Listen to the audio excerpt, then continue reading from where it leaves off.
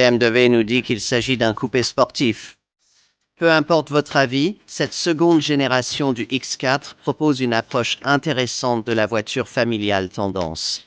Un coupé crossover moyen et avant-gardiste qui attire le regard, si vous pouvez vous offrir son prix. Interprétation séduisante du SUV. Si vous aimez son look, vous aimerez tout, c'est du pur BMW. Même jusqu'à la dynamique de conduite qui s'est beaucoup améliorée, il est aussi un peu plus pratique que ce à quoi vous pourriez vous attendre. C'est vrai, le monde n'a pas forcément besoin d'une telle voiture, mais vous, oui.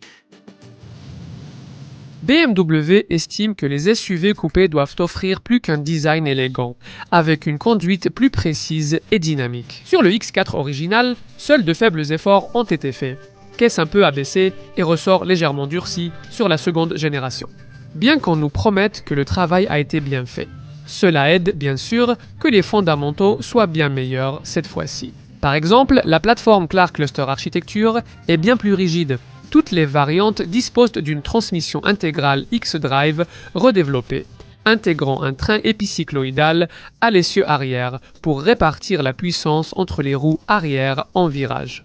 La répartition du poids 50-50 et une voie arrière élargie de 30 mm par rapport au modèle précédent améliorent également la tenue de route. Ce n'est pas tout. L'avant a été revu avec une nouvelle suspension à double triangulation offrant un meilleur ressenti via une direction recalibrée.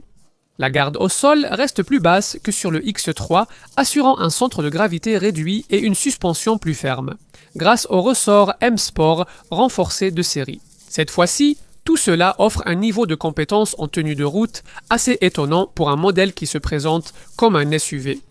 Et il est possible de maintenir des vitesses étonnamment élevées dans les virages serrés sans que les pneus ne crissent de façon spectaculaire.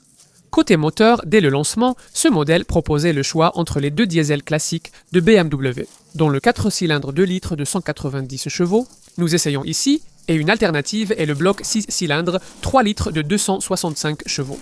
Dans les deux cas, vous bénéficiez de la transmission intégrale et d'une boîte automatique à 8 rapports de série, ainsi que d'une bonne efficacité. Cette version X-Drive 20D peut atteindre jusqu'à 5,4 litres au 100 km en cycle mixte et jusqu'à 142 grammes de dioxyde de carbone 2 par kilomètre. La gamme X4 propose aussi deux versions M Performance à 6 cylindres 3 litres, le diesel M40D de 326 CIH et l'essence M40U de 354 CH.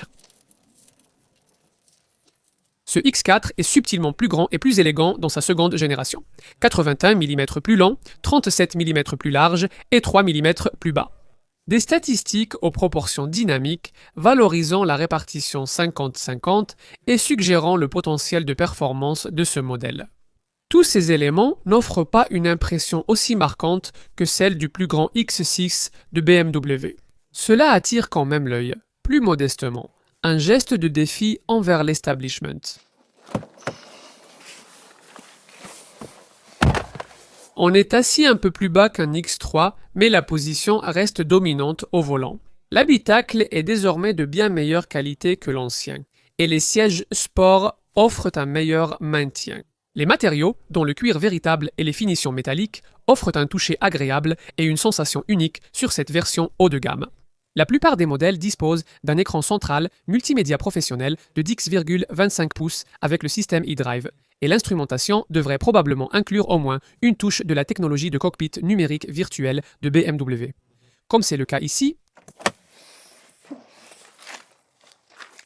il est temps de s'installer à l'arrière. Les adultes moyens seront à l'aise, mais ceux de plus d'1,80 m devront s'affaisser ou auront la tête près du plafond. La position centrale étroite et le tunnel de transmission proéminent compliqueront aussi l'accueil de 3 personnes. N'est-ce pas? Jetons un coup d'œil à l'arrière. Une fois le haillon électrique ouvert, une manœuvre est nécessaire. Eh bien, il y a un seuil de chargement assez élevé avant de pouvoir y mettre quoi que ce soit. Mais une fois que c'est fait, vous aurez accès à 525 litres de capacité.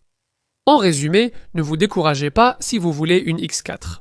Ce n'est peut-être pas le modèle le plus dynamique de sa catégorie, mais cette voiture reste étonnamment agréable à conduire pour un modèle dérivé d'un SUV.